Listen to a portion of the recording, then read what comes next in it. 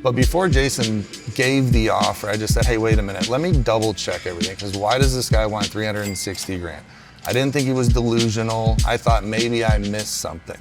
Today I'm gonna show you how we made $63,000 on a deal most of you would have passed up on because you're only locking deals up for one exit strategy. Let me show you how we underwrote this deal to make $63,000 in less than 60 days. Okay, so you'll see here in the Slack channel, which is how we communicate, how we run numbers for the team, and we're gonna put comps in there. We're gonna tell them what they can offer on a property when they're on the phone with a seller. So Jason sent this deal in Slack, and it was a property in Tulsa, Oklahoma. The guy had kept this thing in pretty decent shape, but it was an old home. It had a newer HVAC, the roof was old, he kept the inside good, but he needed to sell. He was moving into a smaller place with a smaller yard. So he sends me this address and I started looking at comps. Now, usually when I look at comps, I'm gonna look at Zillow and Propstream and Investorbase and try and get a really broad view of what's going on in the area. I take this address, I punched it into Zillow, which you're gonna see here.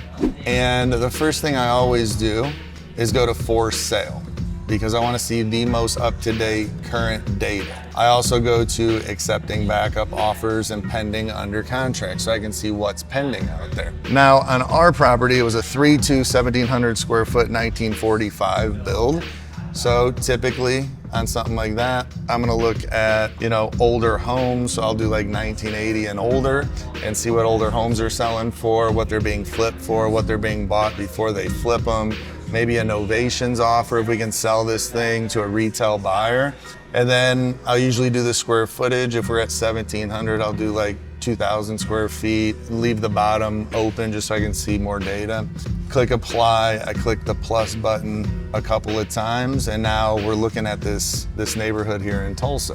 Now, originally when I started looking at this, even if I looked high to low on the data, it's showing older homes and some of them in good shape that are listed pending in the 400s that look like they're flipped. Another one pending at 425 looks flipped. And then we come down here and, these are just kind of clean homes that retail buyer maybe updated and they're selling it to another retail buyer. So these properties are listed between 385 and 439.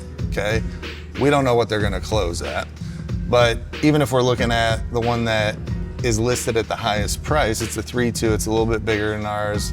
It has a garage, it's a brick ranch, it's a 1950 build.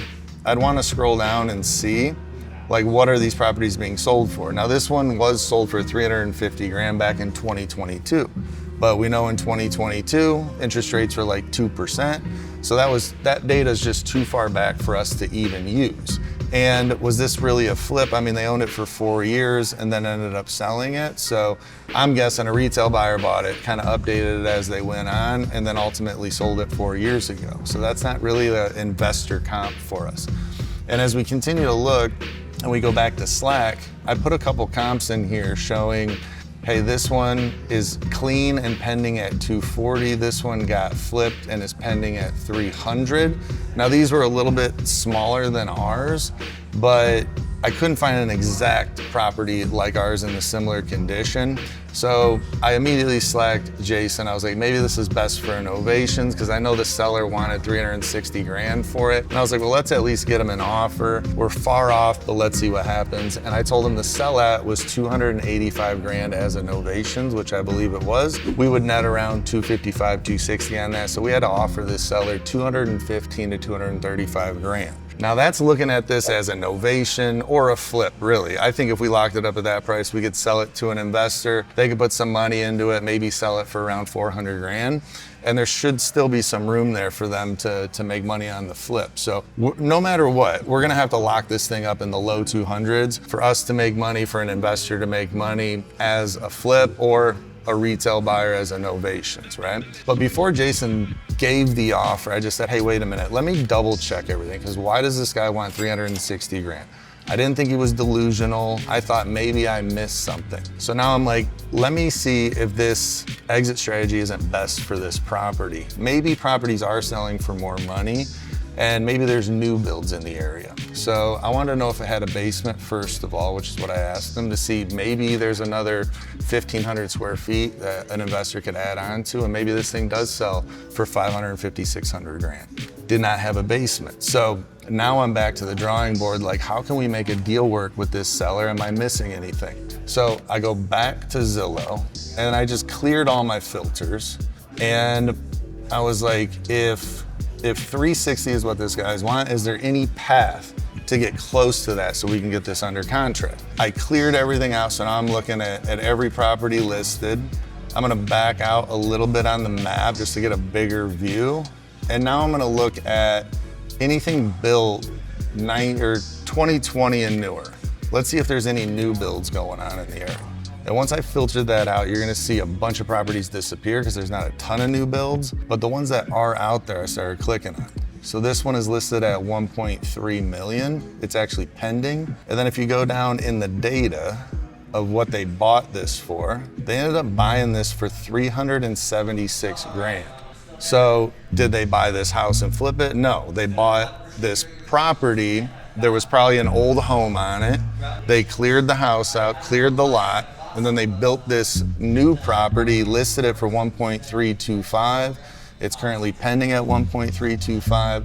So that 376,000 ultimately means they bought this house for 376 grand, bulldozed the house, cleared the lot, and put a new build on there.